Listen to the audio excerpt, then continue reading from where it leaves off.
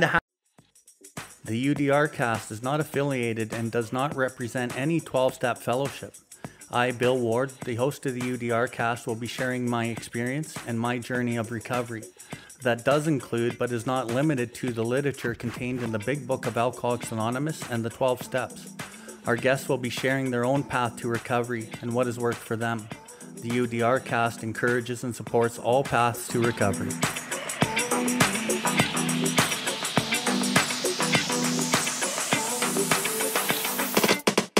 Welcome everybody to the UDR CAST. UDR stands for Uncover, Discover, and Recover.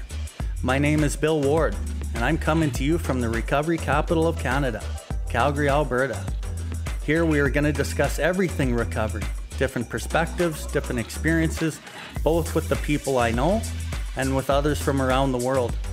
If you resonate with anything you've heard on this episode today, we ask that you share it with anyone who you think may benefit from it. If you have any questions or comments, please find us at billward.life and send us a message in the info section. We'll get back to you as soon as we can. If you are interested in more recovery content, you can find the buttons for the YouTube channel and other social media outlets on the homepage, and you will be redirected to those platforms. We can recover, one person, one family, one community at a time.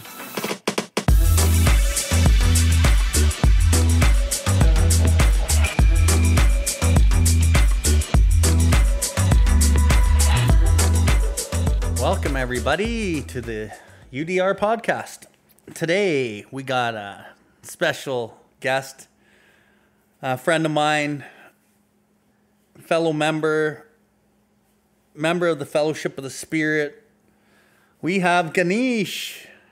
Ganesh, it's good to have you here, man. I'm really happy that you're here, and I can't wait to see what we have to say today. How are you, man? I'm good, thank you, Bill. Good to have you here.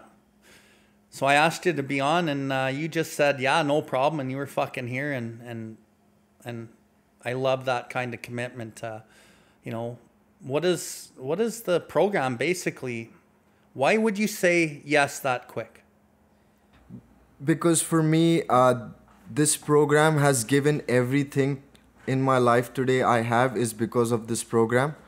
And, I'm so committed to the program is that...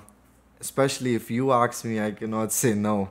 So, I really look up to you guys. And then it's actually an honor to be here today and talking to you. I've never done this before, but I'm really looking forward to it. Cool, bro. Cool. Really glad to have you here. So we'll just keep it chill and low key. And, if it gets serious, it gets serious. But we're just here to have fun and carry the message to the alcoholic and addict still suffering. And you know what? Maybe there's even people that aren't addicts and alcoholics who maybe are given this a listen. And as well as I do that the drugs and the alcohol aren't really the issue anyway. It's the spiritual malady that even a lot of normal people out there suffer from, and they don't know what to do. So if you are a normal person, seemingly you're not addicted to drugs and alcohol. I don't know if normal is really the right word to say a human being is. If you're the normal person that doesn't have an addiction, you can probably relate to some of what we're going to talk about anyway. And the substance, I think, becomes, it could be gambling. That's the substance. Maybe it's sex. Maybe it's relationships. Maybe it's greed. Maybe it's clothes. Maybe it's whatever it is, man. Because the human being can get obsessed with anything, right? And try to get that satisfaction and relief out of anything. So yeah, I think what we're going to do here today, Ganesh, is we'll kind of walk through your story a little bit from, I know you started your addiction and you were born out in India. So can you maybe tell us the beginning pieces of maybe your young childhood and getting into the beginning of your addiction? Definitely. So thank you, Bill. So I was born in Mumbai in India. I'm my mother's third child. The first two were born dead. My dad is a heroin addict as well. So, it was a pretty tough life for me. My grandfather, he took care of me, and for me, he's my real father. And growing up in that society was pretty tough. And I never thought I would be an addict. I actually had promised myself after seeing my father that I will never pick up drugs in my life, because I always wanted to support my mother, and I had always seen the pain she has gone through because of my father, and I always wanted to be a amazing son, but things didn't work out well. So your dad was an addict? My dad is an addict. Yeah, he's an heroin addict. So yeah, he's in recovery right now. So he's 5 years sober. So yeah, for a long time I resented my father. I blamed my father for my addiction. Everything that happened in my life, I had blamed my father for it. And you know, but I actually did the same thing. When I took that first drink or drug, I did not realize that my life is going to change forever after this. When I took that first drink, it was probably the best thing that ever happened in my life. How old were you? How did it kind of progress to that? Because you had this ideal, like, I'm never gonna fucking do that. I'm never gonna be like my dad. So how did it even get there? So, I was always that kind of a personality who used to attract to negative things pretty fast. So, I always, had friends that were not successful. So, one day, one of my friends offered me actually a glass of beer. How old were you? I was 17 or 18 at that time. And I said, it's okay. Yeah, I had that beer. I was like, boom, this is what I actually want. Life is good. But within a week, somebody actually offered me a heroin joint. And then when I took that joint, it was probably the best feeling I'd ever had in my life. Every problem I had in my life up to then was all gone, and I was living in Ganesh's planet from then. And it was like just boom, top notch. And So, through your early teenage years, everything was normal, and so there wasn't really any issues. Was there any traumas that had happened or anything? so, I was there was a lot of traumas in my life, being no father in my life. Kids at school used to make fun of me, and I used to see in Teachers Day or Parents Day, both mother and father coming to the school, but not like when my father used to not come, I used to have that father figure missing in my life. So there was always like something was missing in my life, and I didn't know how to express that feeling, who to share it with. So I used to always feel lonely. There was probably 100 people in front of me, but I used to still feel lonely from inside. So it was something that I was never able to talk to anybody, or I was not able to express it with anybody.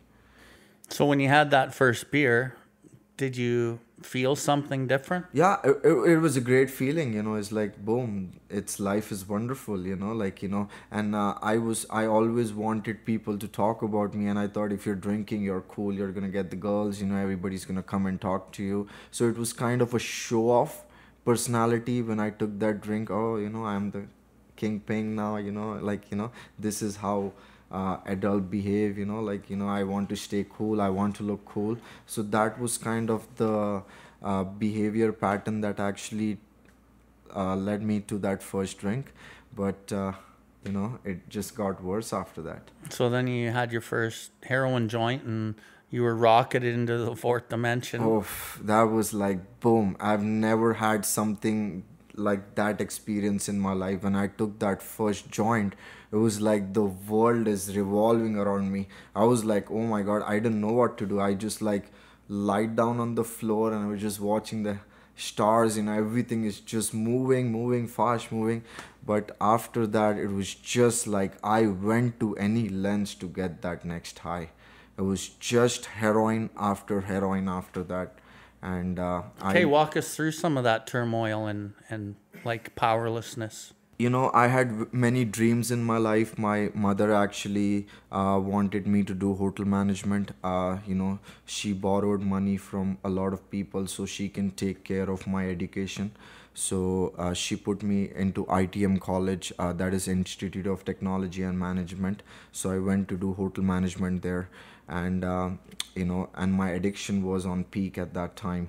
So I used to not go to school, I used to not go to classes. I used to always just go to the dealer's house, buy heroin, and I'm just like being crazy.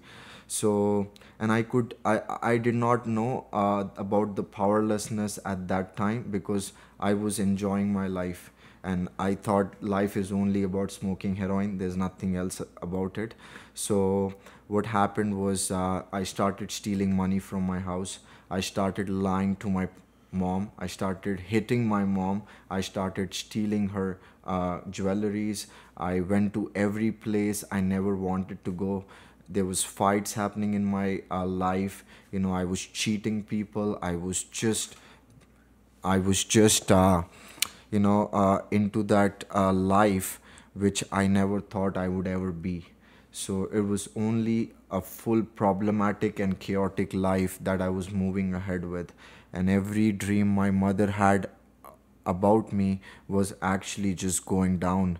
And then what happened was, my mother knew about that I'm just doing the drugs. Her heart was broken. So I got terminated from my college for hitting somebody because I was so high. And they actually went to police to do my complaint. But after that, my mother actually sent me to West Indies, so I'm not gonna do drugs. But it actually got more worse there. Within 2 months I came back.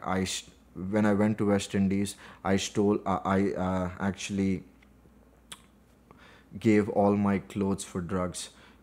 Every penny I had in my pocket, I gave it for drugs. When I came back, it was another disaster. Then my parents decided that we will send him to a treatment center. Okay, so how old were you? So you took your first hoot at 18, and then you go downhill. You're doing a lot of things you don't want to do, and you're literally powerless, although you don't understand the illness at this point. How many years were you doing this before you finally made it to treatment? So it was 4 years. I first went to a treatment center when I was 22, 23. And at that time, I was not ready, but my mother actually forcefully sent me to a treatment center. I was locked in one room for 14 months. And at that time, I became resentful against my family, against God, against everybody in my life. Imagine you being locked in one room for 14 months. Being there for 14 months, the only thought was that whenever I'm going to leave this house, I'm going to use. I never wanted to stop using. And I thought, I was not willing, I was not ready. I tried running from that place twice, but I got caught. It was like, they used to actually tie me on a bed for two days, and I'm just crying as like, God, am I a terrorist? Why are you doing this to me? And then after 14 months, when I left that place, it took me 4 days to go back, and it was like disaster. I went it so fast and so bad that after a while my family thought that he's never gonna be out of this situation. Now he's gonna die a drug addict death. And I was just enjoying my life. I didn't care about anybody in my life at that time. It was only about heroin and Ganesh. That's it. For 17 years after that, every single day I woke up and I was thinking how I'm gonna get my next high.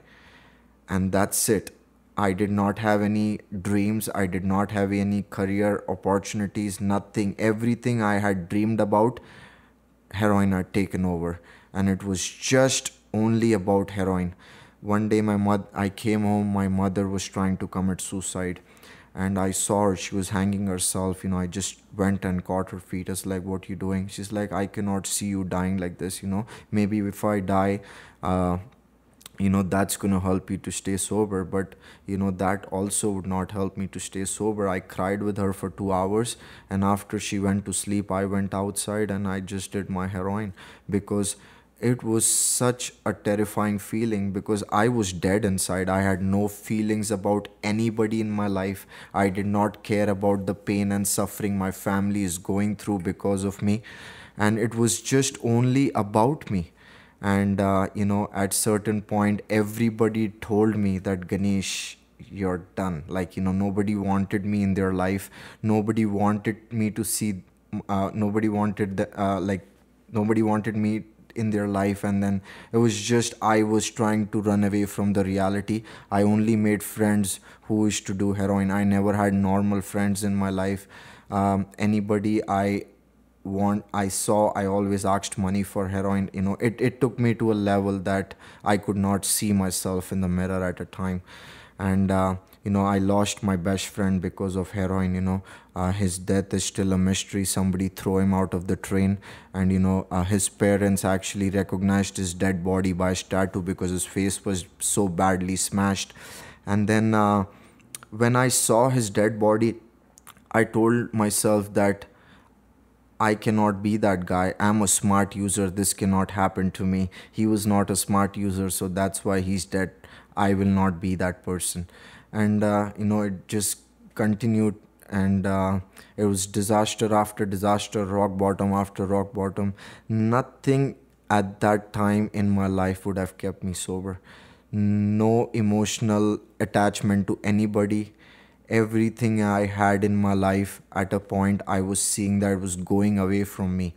It was just like, I knew that, people have started hating me, but I was in denial. The gut level concession was not there. The book says about the great obsession of every abnormal drinker, that somehow, someday you can control and enjoy your drinking, takes you to the gates of insanity or death. I was insane. I knew that, but I was not able to accept the fact that I cannot drink and use like a gentleman. I thought, yeah, one day I will be okay to use drugs and alcohol like a gentleman. I thought willpower will work in my life. It's just a matter of exercising my willpower and keeping everything on guard, and everything is gonna work out. But that day did not come. I've lost that desire, where the most powerful desire to stop drinking is of absolutely no avail. My willpower becomes practically non-existent. Okay, so after you came out of treatment, this is a 17-year journey of fucking pain and hurt, self-humiliation, family humiliation, probably in your culture, and you just couldn't stop. And you're describing very well, and for our listeners out there, I know that Ganesh has gotten sober through the 12 steps in the big book of Alcoholics Anonymous. That is used in many different fellowships, and it's actually the basis of all 12-step fellowships in the world. And just kind of my own opinion is it's the number one way in the world to get sober and stay sober. And to me, that's a fact. And also Dr. Silkworth, in our book, he talks about nothing works as well as this 12-step altruistic movement now growing up among these men. And, working with the hundreds of men and women that I've worked with, I've seen nothing work like this program. So Ganesh is describing powerlessness. He's describing the inability to stop even though he wants to, and frothy emotional appeal, meaning his family begging him to stop and people begging him to stop. That just doesn't work. This is why it's so important for us to develop this relationship with something greater than ourselves, which we haven't gotten to in his story, but as we keep going. So you're fucking up your life, and you're fucking up everyone around you's life. And, where do we go from here? At some point you make it to Canada, but right now you're still out in India. So where do we go? So, being in that very middle class family, there was money problems always in my life. I had friends who used to take care of me because I used to never get money from my house. And there was no fixed income because my grandfather was pretty old and I did not had a father. So it was always, money was a big issue in my life. And I wanted to do something for my family, but at that time heroin had taken over in my life, right? Whatever I wanted to do in my life started with heroin, but when I took that heroin, everything was boom, it's never gonna happen. And then my mother put me in another treatment center. So for me, I have done actually 6 to 7 treatment centers in India, but treatment center was like a vacation spot for me. I go there, I'm good for 3 months, and then I've made up my mind that now I'm gonna use and drink like a gentleman, which never happened. And it was just disaster, rock bottom after rock bottom. Everything in my life is just getting problematic. My life is just getting unmanageable. But for some reason, I was still not able to accept the fact that I am a drug addict. You know, when people were telling me that you're a drug addict, I used to not like it. And if you're telling me drug addict, I'm never gonna see your face ever again, because I didn't want people to talk bad things about me. And that's what, like, you know, I always kept people around me that used to praise me, that used to talk good things about me. And I used to not like people who used to tell me truth. And that was actually my reality. I didn't want it to see the truth. I was in denial for a lot of years. Then my family finally decided me to send me to Oman. In Oman, it's a drug-free country. There's no alcohol there, nothing there. So my mother thought changing countries will help him this time, because she asked somebody, how can I help my son in this? Because treatment center is not helping him. So then one of her friends actually told, maybe you should send him to Oman, because there's no drugs there, the rules are very strict. So she actually sent me to Oman. I was abstinent from drugs and alcohol for 9 months. But for the 9 months, I was only thinking about, when I'm gonna go back to Mumbai, I'm gonna use. That was my mindset. I was just only thinking that I just want to go to Mumbai and use. But at that time, one day my mother called me that there's a girl in Canada, and if you want to get married to her. And then I was at that point that nobody liked me, and I had accepted the fact that who's going to get married to a drug addict, right? So, and then I said yes to my mother, and then I spoke to she's my wife now, for 9 months. I did not see her face. I just spoke to her on the phone, because the internet facilities were not great at that time. And then she came to India, I came to India. I did not use for 2 months. And I actually started my relationship with her on a lie. I told her that I'm not a drug addict. I don't have any drinking problem. I don't even smoke. So I really wanted to go to Canada. I thought coming to Canada will solve all my problems in life and all my family problems, because I've always heard good about US and Canada. And it's like, this is every person's dream in India, is to come to Canada, right? So, and maybe God is working in my life now, because I always had a God of convenience, but not a God of commitment. I always believed in God. I was a very religious person. But for some reason, with drugs and alcohol, my faith and my beliefs were not working. And then I got married to my wife, and then, she sponsored me. I came to Canada, and I always had the reservation that whenever I'm going to go to Canada, I'm going to do cocaine, because cocaine is a rich man drug, and it's not very easily available in India. So when I first came here, I did not complete my hotel management, but luckily I got a job at the Marriott. So I was a bartender server there, making really good tips. And then I got hooked up with somebody who was doing cocaine, and I started doing cocaine. Started with once a month, and so quickly it became twice a month, and then within a week it was like once a week, and then boom, in a month I'm just doing it every day. So then cocaine took over my life. Okay, hold on. I want to rewind for a second. I want to rewind because you said a couple really important things while you were still in the part of your story where you were in India. You had said that you went to a number of treatment centers and everything was good while you were in treatment. But then you get out and then you have an utter inability to leave it alone. The treatment centers didn't guide you in a relationship with God. They tried to probably give you self-knowledge, watch your triggers, stay out of these kind of situations. Would that be correct? 100%. Okay. So I was at a meeting last night. It's full of treatment center people. You were there. And one of the messages that I delivered was, if you're in treatment, enjoy your free sobriety while you're in treatment, because that's all it is. Because you're proving by being in 6 treatment centers, as soon as you get out, and maybe you can even make it a month or 2 or even 6 or 7 or 8 or 9 months.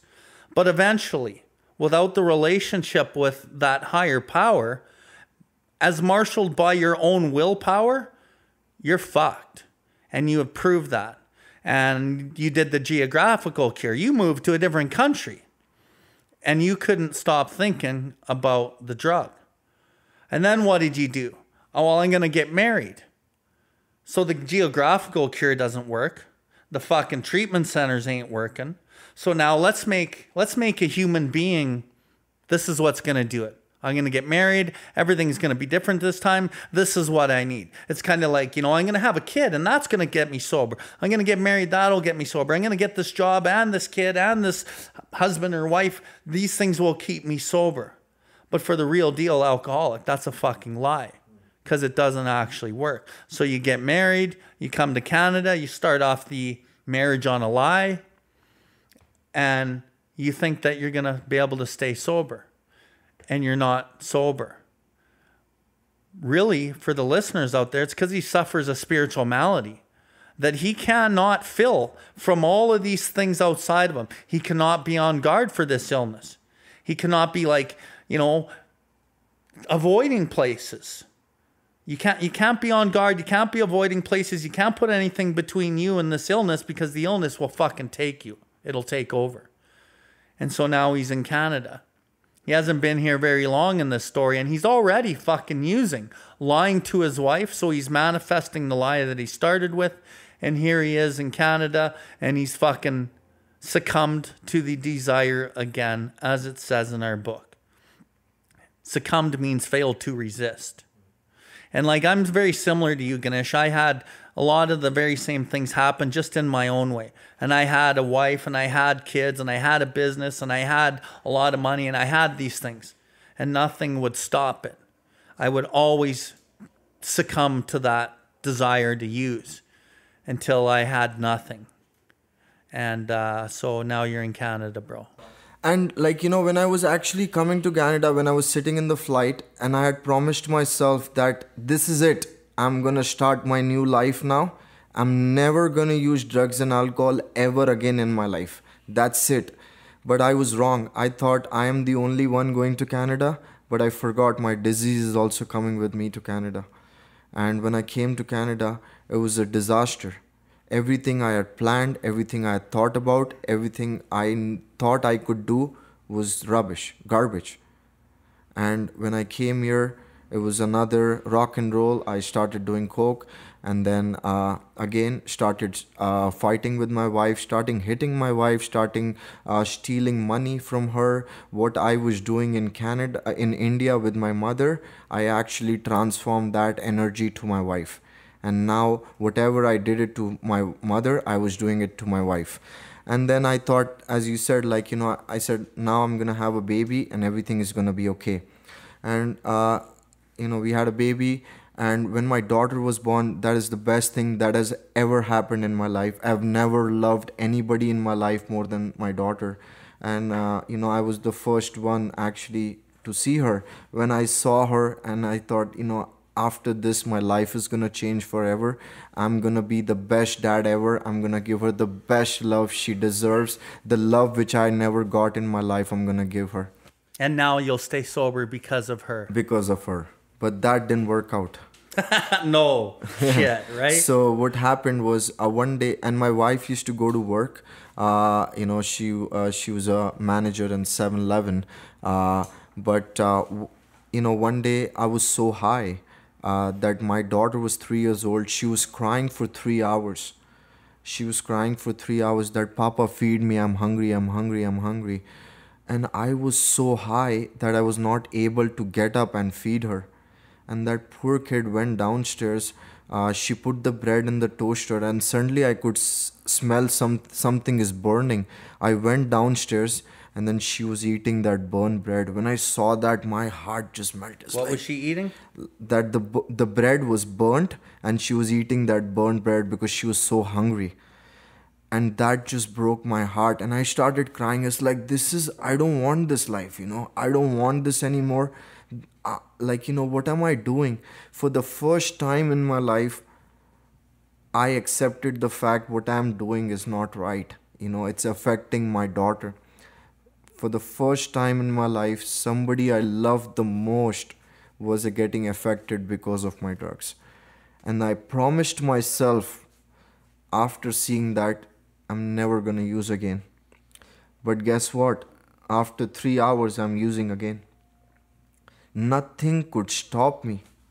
I love my grandmother. She was the best thing that ever happened in my life. When she was dying of cancer, when it actually mattered, I went to India to see her, but actually, when it mattered, I did not spend time with her. I chose doing heroin. So you went to India to see her, but then you didn't see her. You got stuck back in the addiction in Mumbai, In Mumbai, yeah. and then you didn't see her die. I didn't see her die. I knew that she was suffering from cancer. She was in so much pain. She spent her whole life giving me the best life I wanted. But when it actually mattered, I chose drugs over her. And she died. I had the opportunity at that time to spend time with her. She used to beg in front of me, Ganesh, I just want your time. Spend time. My grandfather literally begging in front of me, Ganesh, I just want your time. Please spend time with me. But I did not spend time with them. I only went and did my drugs, and that's was the biggest, um, like that drug had so much hold in my life that no other love in my life actually mattered. So let's just be clear here. You had said that you chose to do drugs instead of be there at your grandma's bedside. The actual truth is, and you know this, and I'm not trying to overtalk you on this, you didn't have a choice. Like, this is a drug, our drug and alcohol, whatever it is, it's the drug of no choice. We really do not have a choice in this. With every fiber in your body, you want to be beside your grandmother, but you find yourself shacked up somewhere fucking smoking heroin because you don't have a choice. This is the powerlessness, right? You have a daughter, and everyone around you is like, Ganesh, you have a kid now. Like, you should be able to stay sober, but they don't understand the powerlessness, the mental obsession that is created by the spiritual sickness within us. As we succumb to the desire again, as so many do, we put it in our system. Once it's in our system, the allergy takes over. And once it comes out of our system, we can't be alone in our own fucking head. We're restless, irritable, discontent, and then we fucking go back to the solution.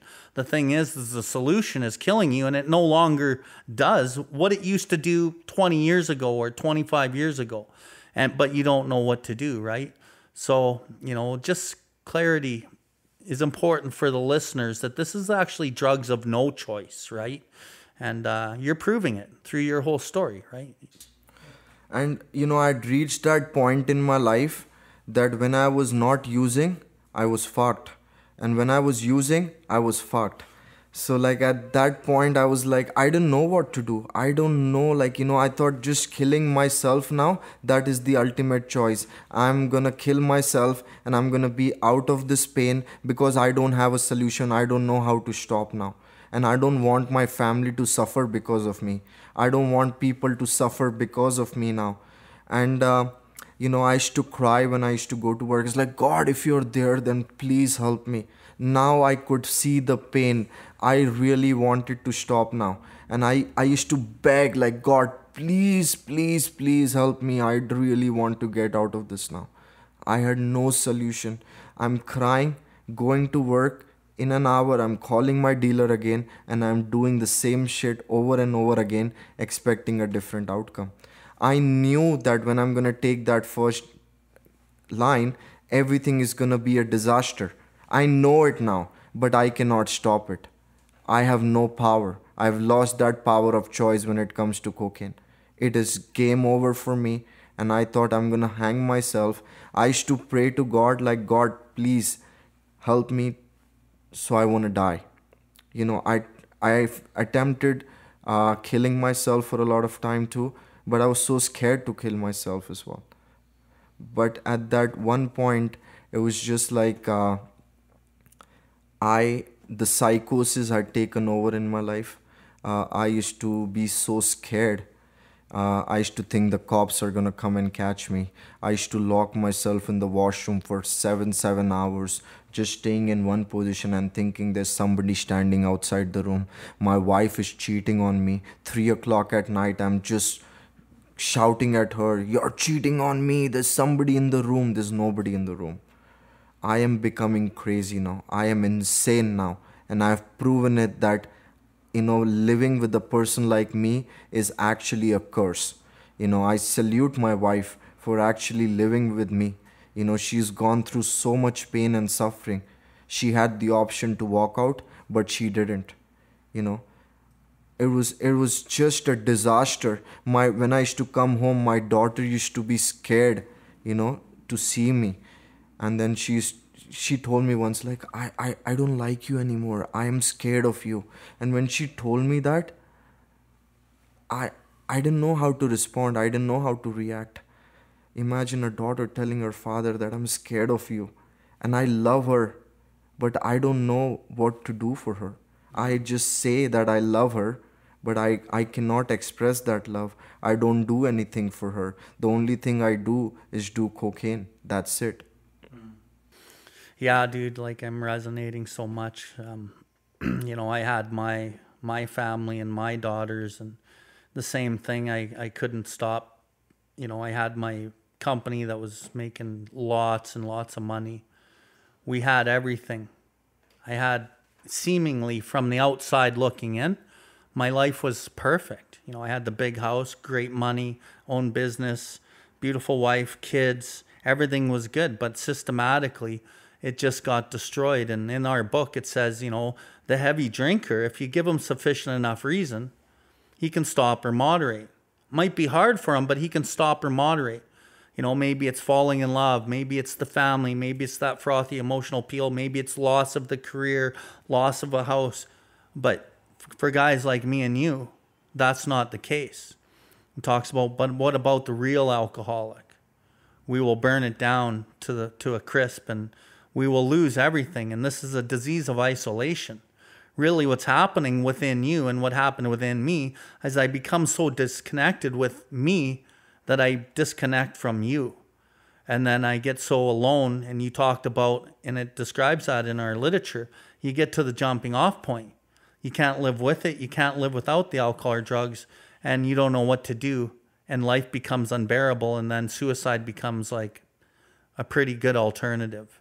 And I lived that same thing as you did, just in my own story, right? So now let's kind of get this into, what happened? How did you find the beginning parts of, your recovery, and like, tell us about that. Indian treatments were not working for me. My wife knew that. And this time I really wanted something that would save my life. And July 28th, 2018, I still remember that day, 4 o'clock in the morning. I just went to my wife and I just went on my knees and I started crying. And it's like, you know what, please save me or I'm gonna die. I need help. Please help me. I don't want to die. I love you guys, but please help me. I need help. Do something, but help me. And she said, Ganesh, you've said this millions of times before. How should I trust you? It's like, no, this time I really mean business, and I really want to stay sober. I really want to get out of this now. This time I've accepted the fact that I am a drug addict and I can never drink or use safely again ever in my life. Then I went to one of the treatment centers in Calgary, and for the first time I actually meant business. And for the first time, for a lot of time when I used to go to a treatment center in India, I used to see 12 steps and 12 traditions hanging on the wall, but I didn't know anything about that. I don't know what to do about it. But this time I was guided in a proper place. I was shown how to go to a meeting. I was told to get a sponsor, and I got a sponsor. I started reading the book with him. Then he told me about the allergy aspect, the obsession aspect. And actually, as an ex-problem drinker who has found his facts, I was able to relate with that guy. For the first time in my life, I was able to have hope in my life. I had that hope that if he can do it, I can do it, because he had suffered the same pain which I was suffering. And now he's sober for 4 years, and that's a miracle. I never thought anybody could stay sober. I never knew anybody who was sober. So for the first time, I was coming into a fellowship where people actually meant business. I, through the group of fellowship, through this group of people, I was able to see God, because whatever these people were telling, they were practicing in their life, which I never had experience with anybody in my life. I never had people, what they used to tell, they used to practice, never had that experience. But first time in the fellowship, I was getting something out of it. And this time I really wanted it. I really needed it, because it was life and death for me. And started working the steps with my sponsor. You know, I understood about the allergy aspect. The book talks about the allergy is like, once you start, you cannot stop. And then I was able to see, yes, that's me. Whenever I put something in my body, I'm not able to stop. And in the doctor's opinion, the Dr. Silkworth talks about only the allergy aspect. Why? Because he is not an alcoholic or an addict. He doesn't talk about the mental obsession. He only talks about the allergy aspect. The mental obsession part, I was able to relate in more about alcoholism, the state of mind that precedes the first drink. That is the crux of my problem. My main problem centers in my mind rather in my body. If I take care of my mind, I don't have to take care of my body. But I was able to see, and I was able to relate to my sponsor a lot. And he actually told me things in my life which I had never heard before. And I was loving this new life. I really was seeing a lot of things starting to change in my life in a very short period of time. He told me that your mind convinces you to pick up that first drink. Why? Because I'm insane. I don't have the ability to differentiate the true from the false with drugs and alcohol. Where other areas of my life where pain is involved, I learn from that pain. I don't repeat that pain. But where drugs and alcohol is involved, for some reason my mind forgets the pain, and I do the same thing over and over again. My mind tells me, this time, Ganesh, you're gonna have only 2 drinks. And I don't have any mental defense. I pick up that first drink thinking that my mind will be able to stop. But when I pick up, the body takes over. When the body takes over, the mind has no control. The mind is out of the picture now. Whatever lies that mind has told me, it's gone now, because the body has taken over. Once the body has taken over, I don't know when I'm gonna stop. I don't decide when I'm done with cocaine. Cocaine decide when it's done with me. And this time cocaine had decided that it's done with me. But it's a program of action. I needed to put it into action. I cannot stay sober sitting on my ass doing fuck all. I needed to do the work. I needed to go to the meetings. I needed to do the 12 steps. And this time, the desperation of the drowning man, the book talks about, I had that desperation of the drowning man. I wanted something to fill this void, and that was God. So, great job describing that first step, essentially the first step. And it's okay. And we can have the first step. And there's a lot of people that are in recovery that understand the first step. And they've actually conceded to their innermost self. They've even got all the knowledge. But without step 2, step 1 doesn't mean fuck all. Like understanding I'm hopeless and I'm an alcoholic, I'm an addict. Understanding what happens when I pick up the drink, and I pick up the drink stone cold sober, which is the insanity. I know what's going to happen, and I pick it up again and again and again. And you did a great job describing that. And then we get to the solution, which is this higher power. And what I like to talk about is God is a theory. God as a theory will not keep the alcoholic addict sober. And in that story in the book, in our literature, the Roland Hazard story, where Roland, was with Carl Jung, the psychiatrist, for a year, and then he leaves him and he's drunk right away.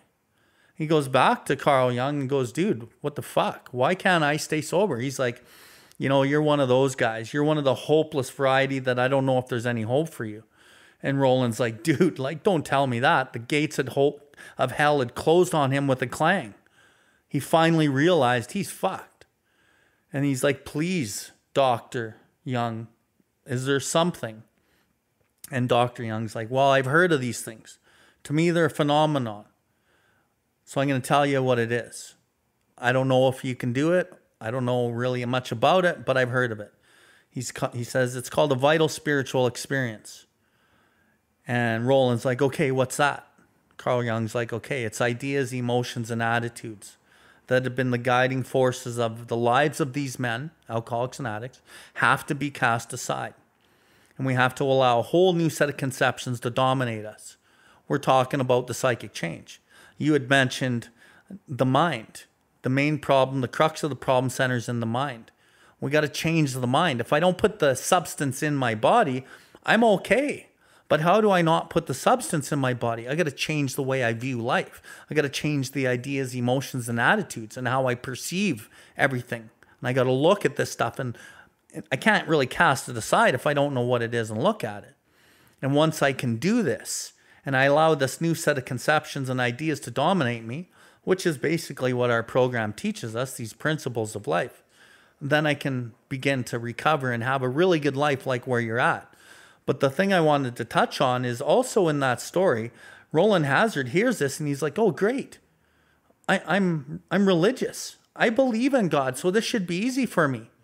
And Carl Jung crushed him by saying, although your religious convictions are great, you believe in God, you kind of have this belief in God, like most of the world does, you know. He said, for you, dude, it does not meet the vital spiritual experience. And you talked about the action. And through the action, through the directions, through the practical application of what we've learned in this program, in this book, and the original manuscript talks about it being directions, directions, directions.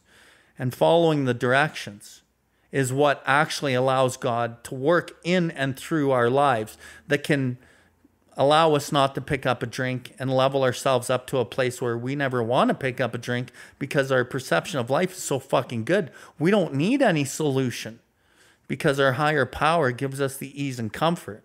And like you, like me, I didn't give a fuck about that God when I got here. But through the doing of the work, the natural process was, I fucking love this way of life. And so I just wanted to highlight that the theory of God does not keep somebody sober. And we've seen it, Ganesh. We see it all over. Like how these people that, oh yeah, I got God. And then they're drunk. Because God is just a theory, and the ego can attach to the ideal of God.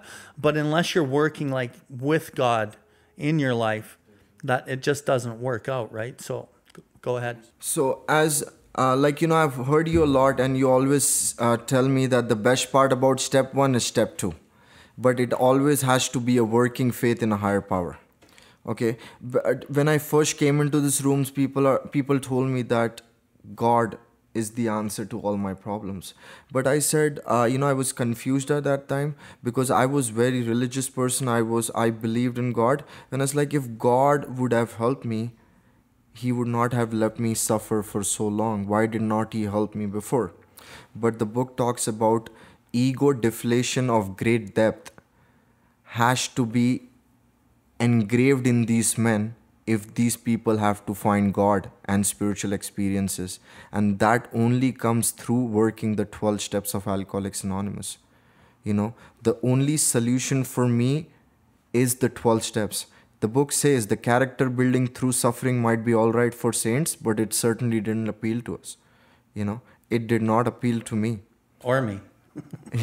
Right? So I need that psychic change, and for me the first part of personality change actually started from step 4. In There Is a Solution, it says that there is a solution. Almost none of us like the self-searching, the leveling of our pride, the confession of our shortcomings, which the process requires for a successful consummation. I needed that fact-facing and fact-finding process. In step 3, I understood that my problem is not drugs and alcohol. For when I came into this rooms, I thought drugs and alcohol was my problem, but the book tells me now that drugs is not your problem. It's like, holy, what's going on here? Then what's my problem? Then the book tells me your problem is you. I am my biggest enemy. And so the book tells you that. And for maybe our listeners who don't understand the 12 steps or the program, they're saying, well, maybe they're just brainwashed. Well, as we look at the literature and then we experience our lives and we look at our lives based on that literature, it actually is our lives. And like, that book is written about me and for me as the real deal alcoholic addict. And you talked about understanding the step 3, the actor trying to run the show, selfish, self-centeredness being at the root of the problem. I am the actual problem. And you had mentioned the drugs and the alcohol aren't really the problem. They're the solution to the problem of me, but the solution doesn't work anymore. So I need this new solution. And you also mentioned that the program of recovery actually doesn't start until the 4th step, because we can't see the shit that's our problem of us until we get it down on pen and paper anyway. And your typical human being is never going to take self-inventory because we're blocked with pride and our own ideas, right? So I'm really, stoked at the way you're fucking laying this shit out, because it's for the person who's not an alcoholic maybe listening to this, the book is written for us. And when we take this book as word, and not to like push this, but it's a solution to our lives, man. And it works when we fucking work it as it's laid out there. And we see people that don't work it, it doesn't work out for them very well.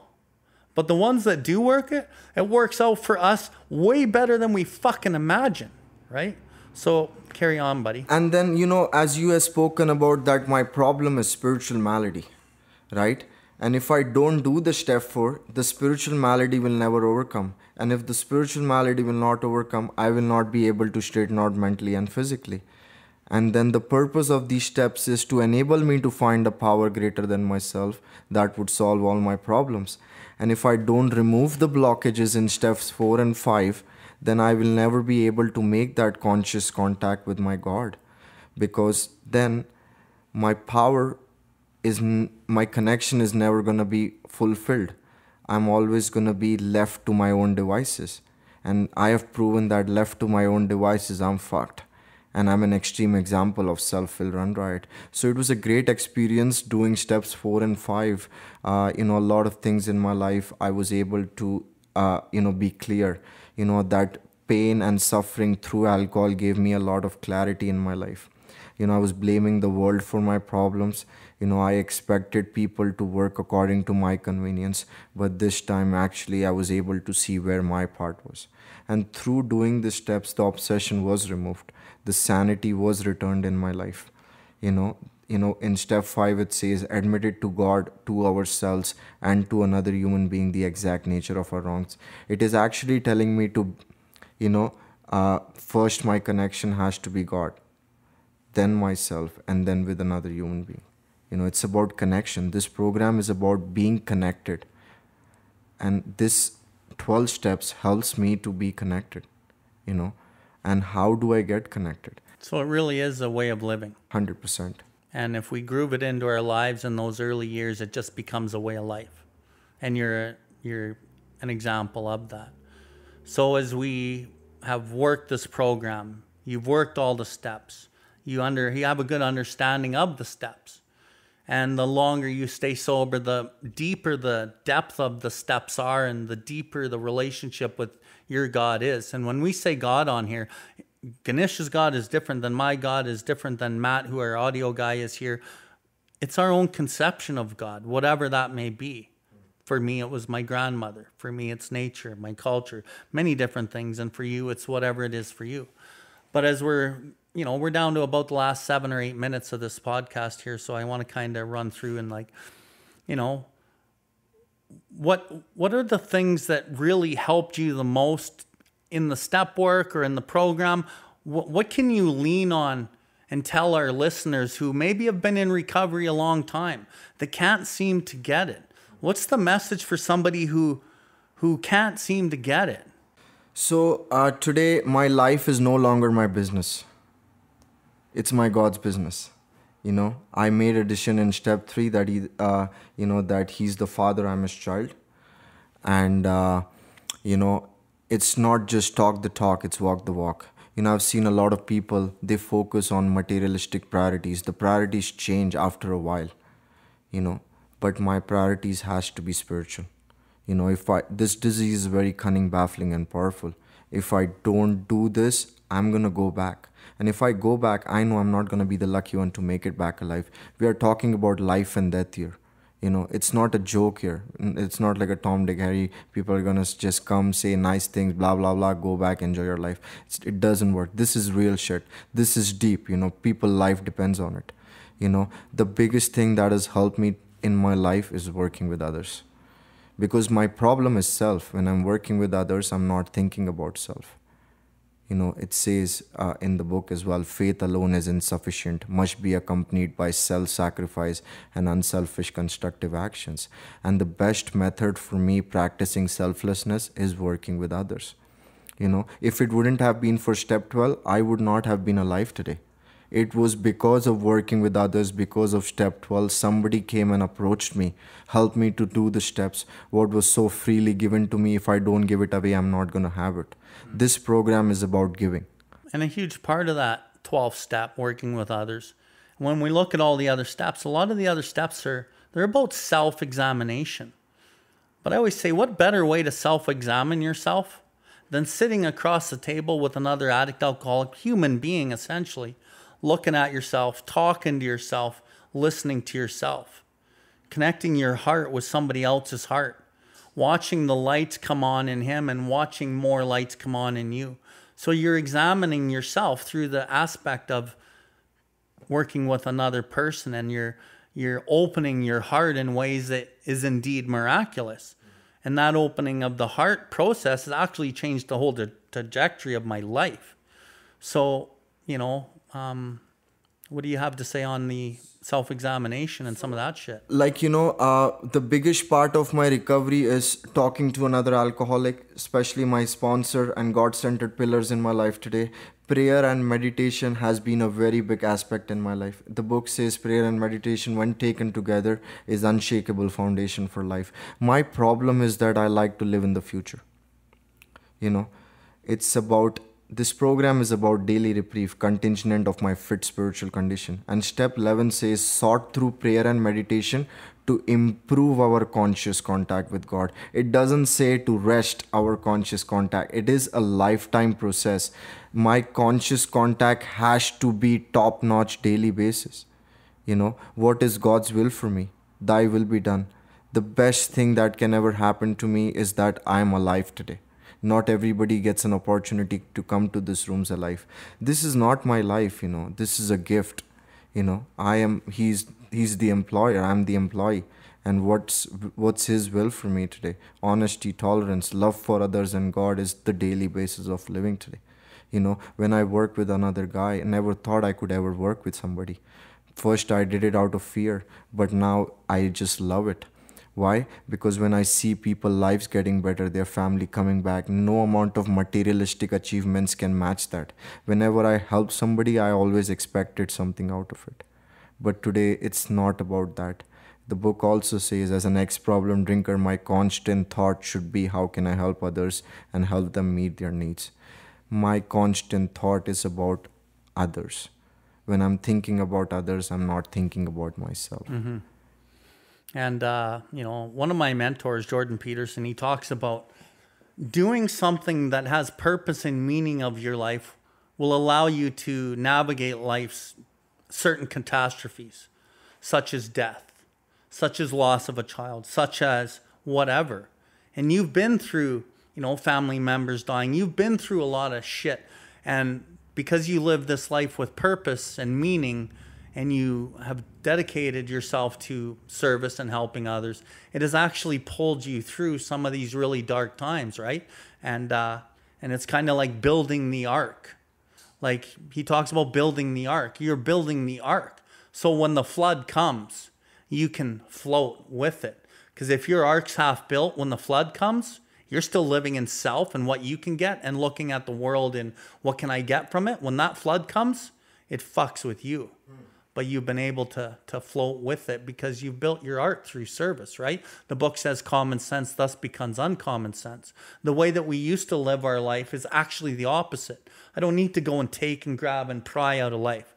If I sincerely take this position, my creator gives me what I need if I stay close to him and perform his work well. And then I give away. And this program is about giving. Through the giving, I actually receive everything I ever looked for by trying to take it out of life, right? So, fuck, man. For me, step 10, 11, and 12 is about growing. In step 4, I realized that inventory actually helps me. In step 10, it gives me two aspects, right? One is inventory. Second is focusing on God's vision and God's purpose in all areas of my life.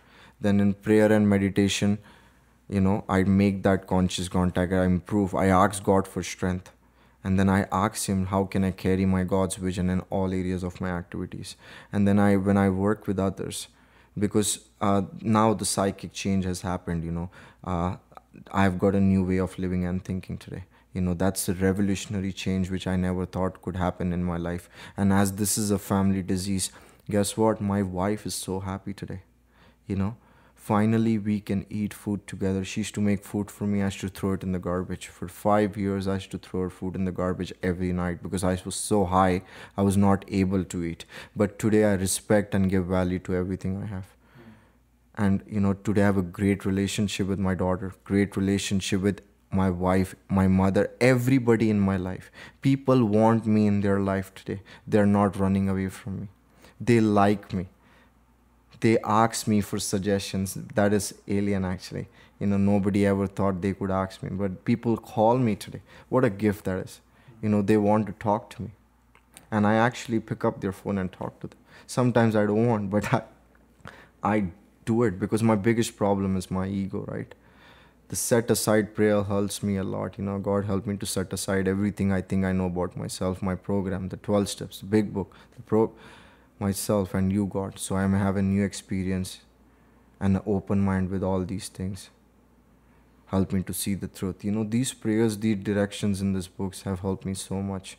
Today I'm trying to be a productive member of the society. And, life is actually is amazing, it's not perfect, but today I have zero problems regarding alcohol and drugs. I have problems like how normal people have problems regarding life. I have those problems. But today I try to handle it with like a normal person. I talk to another alcoholic. I pray. I meditate. And if it's not meant to happen, I accept it and I move forward. Today I accept it. If it's not meant to happen, it's never going to happen. And I try to focus on what I can work on. And I try to fix my part, not the other person. I have no expectations, It's not like complete no expectations, but I try to focus. I'm focusing more on self-awareness. Today me and my family, we are growing as a family. Life is good. My daughter is doing great in her school. Everything is going great. It's only because of the 12 steps. If I'm a real alcoholic and if anybody's a real alcoholic like me, this book is of paramount importance to me in my life. If this book is not there, I am dead. And like your sponsor said recently, if you think this book is a theory or some guy's opinion, I fucking feel sorry for you. Yeah. That's what your sponsor said recently. Yeah. I just love it. And I'm so blessed to have him, It's just, oh my God, it's unreal. Anyway, Ganesh, we got to shut her down, but you know what? That was a great, great talk. I really enjoyed that, and I really enjoy you as a person. I enjoy your message in our community, and, I love seeing your smiley face and your smart ass comments. And you're a pleasure, man. You're a beautiful human being, and I've met your family too, and you got a beautiful family. So I just want to thank you from the bottom of my heart for doing what you do in our community and for being the person that you are. And I just look forward to knowing you for many years to come. So keep up the good work, buddy, and thanks for being here. Thank you. It's an honor, actually. I really look up to you guys, and you guys been such an inspiration in my life, and I get energy from you guys seeing that you're so passionate about what you guys do, and it actually makes me more passionate and wants to do more in this program. So thank you. I appreciate everything. Awesome. So that's it for today. If you want to learn more about Ganesh, you can get onto our website, my website at billward.life. You can hit the information box and request some information from Ganesh, and I can shoot you his number or give you his email, and we can hook you up with him. Or you can ask me any questions that you'd like. So if you resonated with the episode today, please pass it on and share it. Follow us on all the other platforms. Thank you very much and have a great day. Thanks, Ganesh. Thank you, Bill. Thank you for tuning in to the UDR CAST. We hope you have enjoyed this episode. The viewpoints and the opinions expressed today were solely of the individual sharing them. If you resonated with this episode, please follow us and share this link with anyone that may benefit from it. Please visit us at billward.life to see everything that we have going on. We can recover, one person, one family, one community at a time.